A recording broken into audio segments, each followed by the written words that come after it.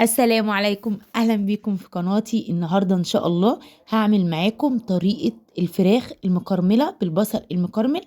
تحفه بجد، من الاخر فاتك كتير جدا ان انتي ما عملتيش الوصفه دي. خطيره خطيره خطيره، لازم تجربيها بجد. بصل بقى مكرمل مسكر، تحفه. يعني انتي لو عملتيها مره متاكده ان انتي الطريقه دي دايما هتعمليها، هتبهر اي حد هيدوقها منك. بجد جميله جدا وسهله وغنيه كده، وما فيهاش اي حاجه، وكمان سهله يعني. هي دوبك بس الصينيه كده وخلاص على كده، ما شاء الله. يعني دايبه كمان يعني. الفرخه نفسها طعمها حلو، شاربه كده من الصوص وشاربه من الخلطه اللي احنا عاملينها. مميزه جدا، هتعجبك ان شاء الله.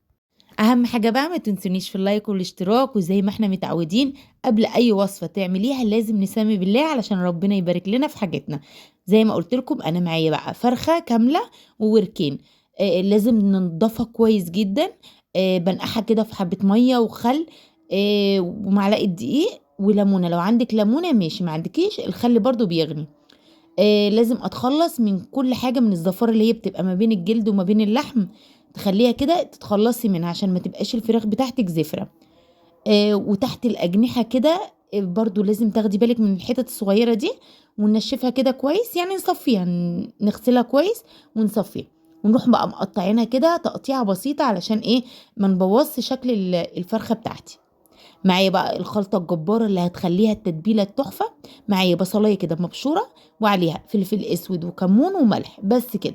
يبقى معلقة صغيرة من كمون، معلقة صغيرة من فلفل اسود، معلقة صغيرة برضو من الملح. ما نكترش في الملح علشان كده كده لسه هتشرب من التتبيلة التانية. وهنتبل بقى الفراخ من جوه وبره، ودي يعني اديها بقى غرقيها كده علشان تبقى شاربة. كمان احنا مقطعينها بالسكينة، التقطيعة الصغيرة دي. لازمتها ان هي لما هتقعد في التتبيلة، التتبيلة دي هتخش جوه اللحم من جوه، مش هتبقى من بره وخلاص. يعني ميزتها ان هي هتقعد تشرب منها. مش هحطها في قلب الصينية والتتبيلة وخلاص على كده، لا. دي بقى بتخليها طعمها مميز. هنسيبها على الأقل ساعة ساعتين كده، مش هيحصل لها حاجة. يعني مش أكتر مش أقل من كده، يعني ساعة كويسة. عقبال ما نحضر بس الحاجات بتاعتها. أهم حاجة بقى ما تستكتروش البصل. أنا معايا كيلو بصل، يعني الكمية دي فرخة ونص تقريبا، عملت لهم كيلو بصل. بالبصلاية كمان اللي أنا خدتها للتتبيلة، مع 3 من الفلفل الرومي. عايزة تحطي فلفل حامي حطي، هتبقى خطيرة. بس اللي عنده أطفال بقى ما يحطش. عندي التوابل، معايا ورق لورا، معايا قرفة معلقة صغيرة، معايا فلفل اسود وكمون ومرقة ماجي وملح وبابريكا. معلقة كبيرة كده من البابريكا عشان هي دي اللي هتديني اللون الحلو. مع 4 حبايات من الحبهان، بفتحهم كده بايديا عشان يطلعوا لي الريحة الحلوة بتاعتهم.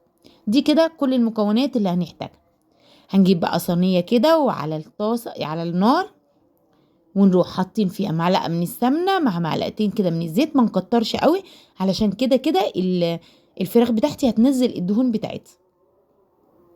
هحط بقى الورق اللورو مع حبهان في قلب معلقه السمنه كده، علشان الريحه هتجيب اخر الشارع بجد.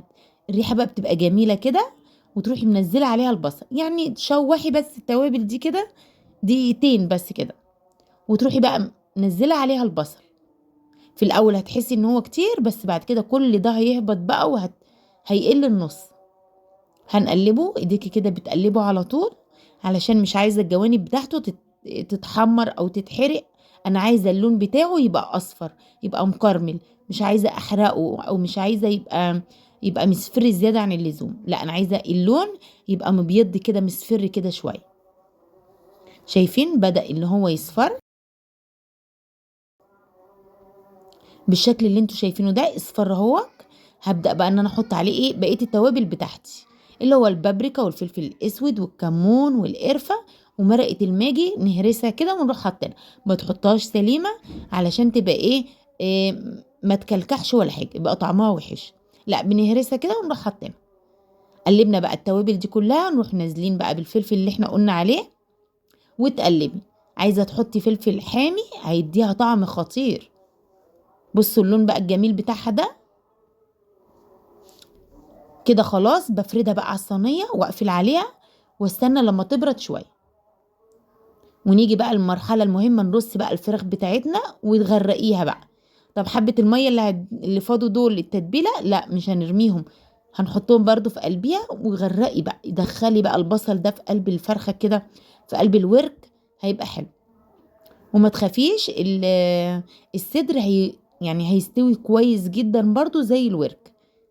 يعني هي الفرخة بتشرب وبتاخد النار بتتوزع عليها كلها، هتبقى دايبة معاكي وجميلة. طبعا بقى بندخلها على الفرن كده، يعني احنا خلاص مش هنحط فيها اي حاجة تاني. اهم حاجة ان انت توزعي الخلطة دي كويس جدا، وهنروح مشغلين الفرن وندخلها في قلب الفرن اللي هي الشبكة اللي في النص، يعني ما تكونش من تحت خالص، عشان تستوي كده ايه على الهداوة. عايزاها بقى بالصوص بتاعها زي ما شفتيها في اول فيديو كده، يبقى فيها زي ميه شويه كده، بحط لها 3/4 كوبايه ميه، 3/4 بس. بالطريقه دي كده مش هتعوزي تفتحي عليها خالص النار لحد ما تستوي. هنحط بقى ورقه الزبده كده الاول، وبعد كده ورق الالومنيوم، ونقفلها كويس، علشان زي ما قلت لكم احنا مش هنفتح عليها الا ان شاء الله على التسويه. شايفين ما شاء الله تحفة. كده خلاص استوت. بشق عليها يعني بعد ساعة الا ربع كده تروحي شقة عليها. حسب بقى التسوية، حسب الفرن بتاعك درجة حرارته ايه. خلاص استوت وبقت زي الفل. بجيب بقى كيس كاتشب كده، كيس واحد، كيس ما فيهوش اي حاجة. هنروح واخدينه كده وعلى الوش بقى، وبالفرشة بقى من الصوص اللي هو في قلب الصينية ده، وبرده تحطي عليه كده. ما شاء الله شكلها تحفة لوحده.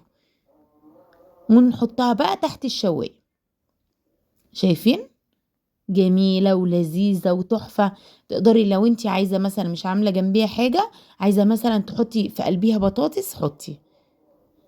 لكن انت لو جربتيها كده هي مش محتاجة بطاطس، يعني محبة رز، محبة سلطة، او بتنجان مخلل مثلا، هتبقى تحفة بصراحة.